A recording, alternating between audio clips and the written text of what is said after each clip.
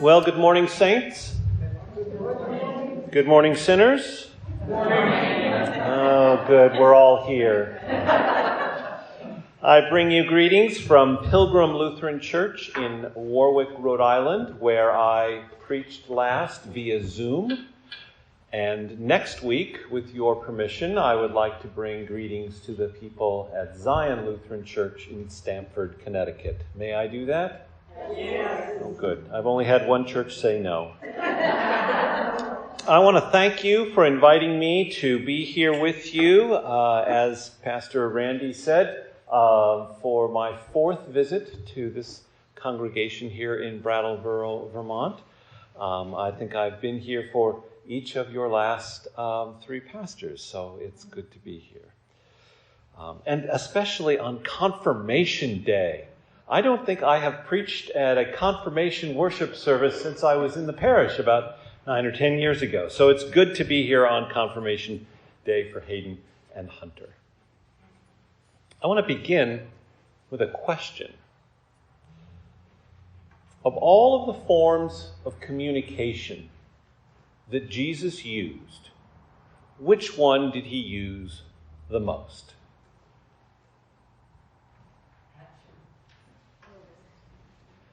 There are lots of guesses, and I'm hoping to get your mind going, is it parables? Is it teachings? But it is questions. Jesus asked 307 questions. It is his favorite form of communication. Maybe he studied with Socrates.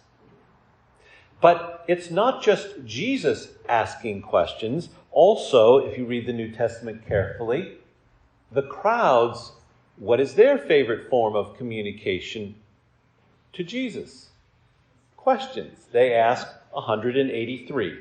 I thought today we could go through each and every one of them.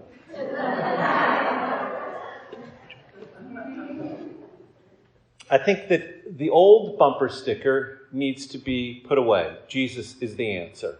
And in its place, it should read, Jesus is the question. Today is Confirmation Day. So what is it that we are confirming or affirming? In the Lutheran Church, we talk about this as the day where we affirm one's baptism. Has been our practice for roughly 500 years. We baptize infants in our tradition and then give this opportunity when young people come of age, of consciousness, of a more rational understanding of the world, to then say yes to that gift of grace that God gave me in baptism. That's what we're affirming today. But I want to add something to it with all this idea of questions. I think we are also affirming the questions. Now, let me be clear in this idea of affirming the questions. I think this is not just true for Hayden and Hunter. I think this is our life task as human beings. We are constantly about questions. It is how we live and breathe and have our very being. This is important because one of the things that is happening today is it is Confirmation Day, not conforming day. As Paul writes in Romans chapter 12, do not be conformed to this world, but be transformed by the renewing of your mind. And part of that transformation of our minds is in questions.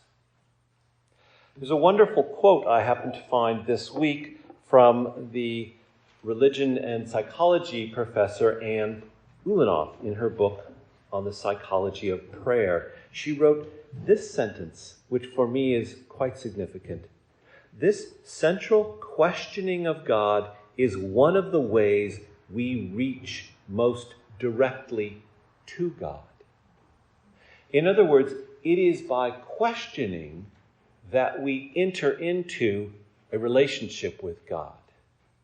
Not just questions about God, but by directly questioning God. That's how we connect with God. When you think about it, that is often how we question with other people. When we first meet somebody for the first time on a first date, we don't just sit there and talk the whole time. Well, if we do, probably the relationship doesn't go very far. Have any of you ever had one of those dates? Yes. Very exhausting, and you're ready to go home after about 10 minutes.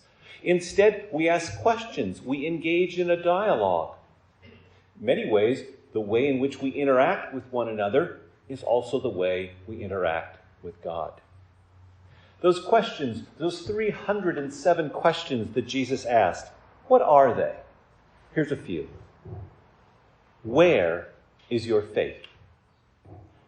Not what is your faith, where is your faith? What is your name? That's not just simply saying, what is your name? Is it Hayden? Is it Hunter? That is an identity question. That is a who are you? For our name reflects our identity. Why are you afraid? Who here has not experienced fear, either in a small way or in a large way? Part of our culture today is we live in a culture of fear. Part of why we wear masks is both out of fear for ourselves and also a gift of service to one another. Which, by the way, I should have said at the beginning, I have been fully vaccinated, so that's why I'm preaching without the mask on. The last question to highlight is, who of you, by worrying, can add a single hour to your life? And people think Jesus is irrelevant. Worry, anxiety, mulling over those problems, that predicament, that meeting that's coming on Monday, or that conversation we have to have. Who of you, by worrying, can add a single hour to your life? Now, as I said, we won't go over the other 303 questions, but you get the idea that questions are profoundly a part of the life of Jesus. Questions have been a bit of a part of my life since I was in 7th grade. Mrs. McKinley, my 7th grade teacher, gave an assignment to everybody in the class. We were to go and interview someone and then bring back that interview as a written paper. I, being the good and healthy adolescent procrastinator, waited till the night before, so I had decided to interview a famous golfer that I knew in the family. My mother. It kind of went like this. Hey, Mom, I've got this assignment. It's due tomorrow. Can I interview you about golfing? So I did. I wrote it up, turned it in. About a week later, all of the assignments were posted on the bulletin board, and I could see from the distance, because of the ink pen that I used in my horrible penmanship, that mine was in the center. At the break, she allowed us all to go up, and I walked up with all of my other classmates and saw mine was in the center. I was so eager. I was so much in anticipation. And as I got closer and closer, I noticed that in bright red pen was a C-. You know what a C- is? C- is, I'm letting you pass, but I'd rather not. And the main reason?